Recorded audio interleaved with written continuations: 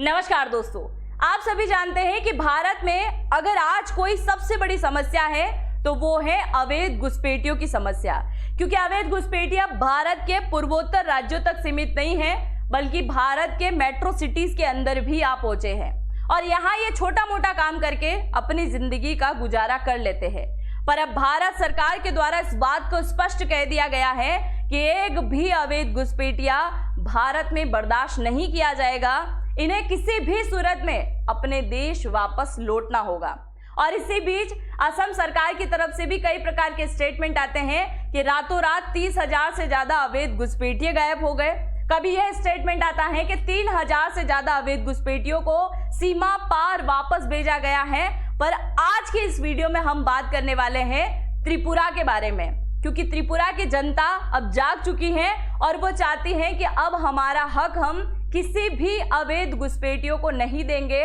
जिसके चलते चुनाव आयोग के सामने भी इनके द्वारा ज्ञापन दिए गए हैं और सुप्रीम कोर्ट में भी बड़ी याचिका दर्ज की गई है। इनके द्वारा कहना हो रहा है कि हमारे यहाँ जितनी हमारी आदिवासी जनसंख्या होनी चाहिए उससे भी कई ज्यादा जनसंख्या अवैध घुसपैठियों की हो गई है और ये हमारे भूमि संसाधनों पर अपना अधिकार जता रहे हैं, यहाँ तक कि हमारी संस्कृति को बर्बाद भी कर रहे हैं। तो आइए जानते हैं कि आखिरकार त्रिपुरा के अंदर कितने ज्यादा अवैध घुसपैठिए निवास करते हैं और इनके द्वारा किस प्रकार की याचिका दर्ज की गई थी।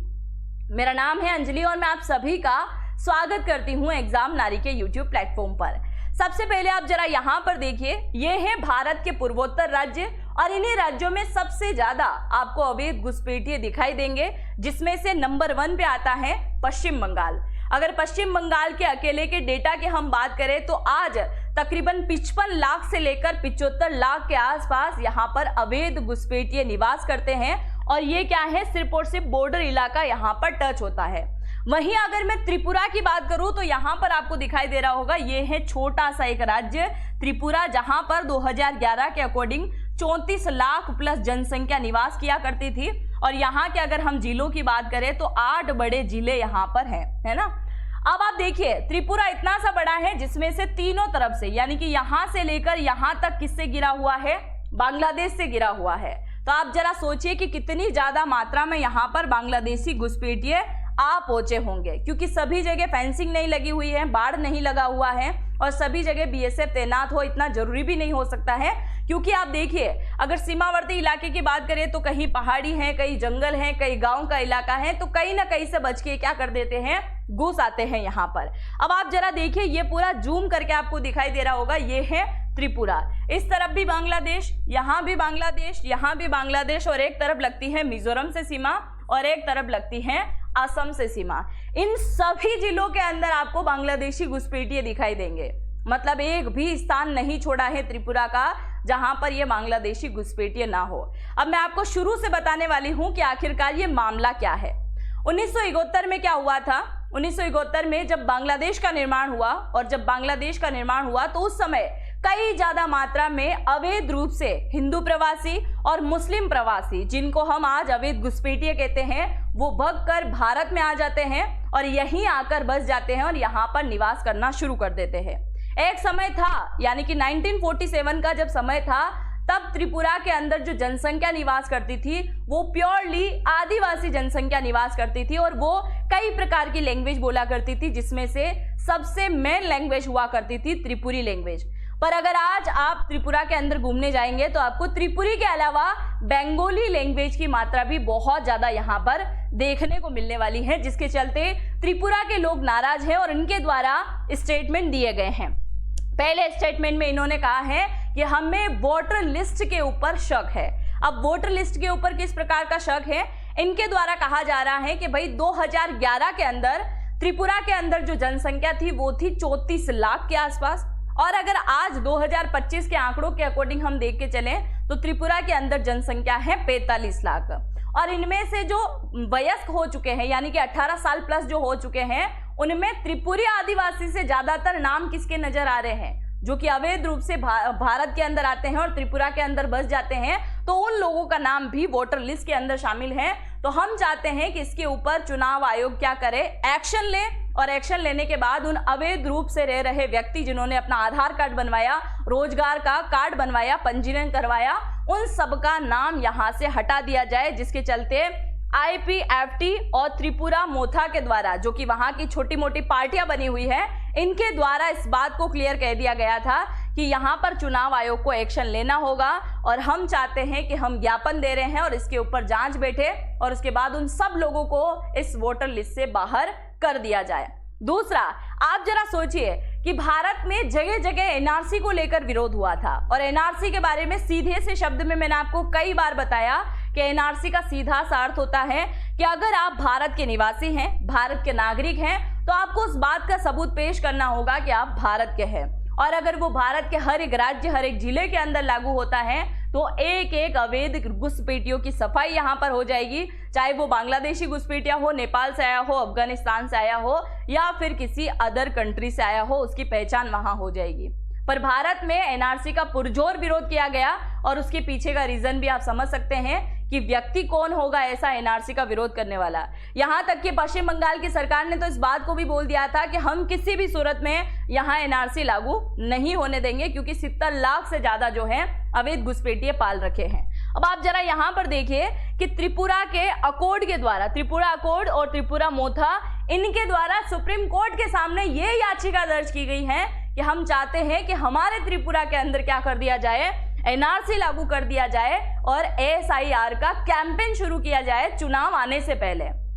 क्योंकि अगर वो सारी चीजें यहां पर होती हैं तो अवैध घुसपैठियों की पहचान हो जाएगी, उन्हें बाहर निकाला जाएगा। और SIR अगर यहाँ पर लाया जाएगा तो उससे क्या है, भारत सरकार ने क्लियर कर रखा है ना कि अगर किसी ने आधार कार्ड बना रखा है, यहाँ पर राशन कार्ड बना रखा है या फिर मनरेगा का कार्ड बना रखा है, हम इन तीनों के आधार पे कतई नहीं मानेंगे कि ये भारत के नागरिक हैं। और त्रिपुरा के लोगों का कहना है कि सबसे ज्यादा तो इन्हीं चीजों को इन लोगों ने बनवा रखा है, तो कम से कम ये तो आसानी से यहाँ से निकल जाएंगे। चौथी बात इनके द्वारा कही गई है कि भूमि पर कब्जा किया है इन लोगों ने।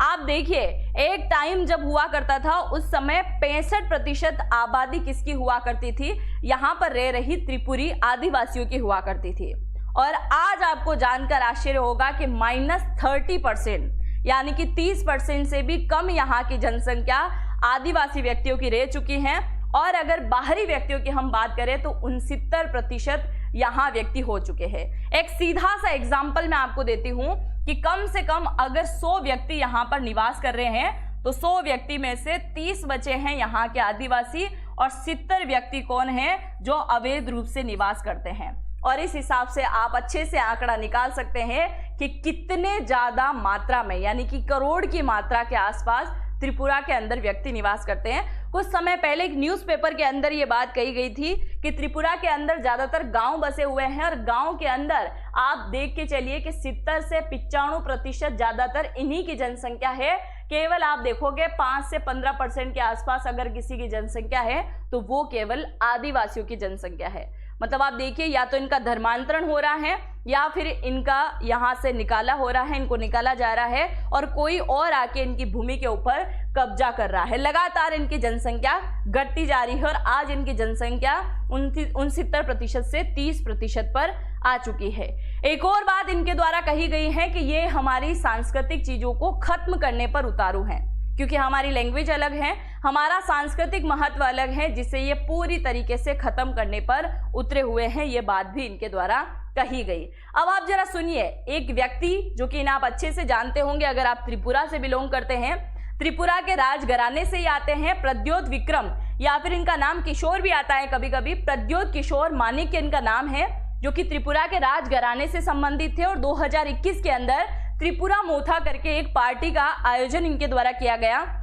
और इनके द्वारा आदिवासियों के हक की लड़ाई के लिए कई प्रकार के काम किए गए, जिसमें केंद्र सरकार, यहाँ तक कि त्रिपुरा सरकार और ये त्रिपुरा मोथा के बीच में एक संधि भी हुई थी और जिसमें कई प्रकार के आदिवासियों की बातों को रखा गया था। अब इसी बीच आदिवासी व्यक्ति बोल रहे हैं कि इसका सीधा सा सॉल्यूशन ये है, या तो इन अवैध घुसपैठियों को यहाँ से बाहर फेंक दिया जाए, यहाँ से भगा दिया जाए, और अगर सरकार ये करने में सक्षम नहीं होती है तो फिर हमें ये दे दिया जाए। ये मतलब त्रिपुरा लैंड, यानी कि एक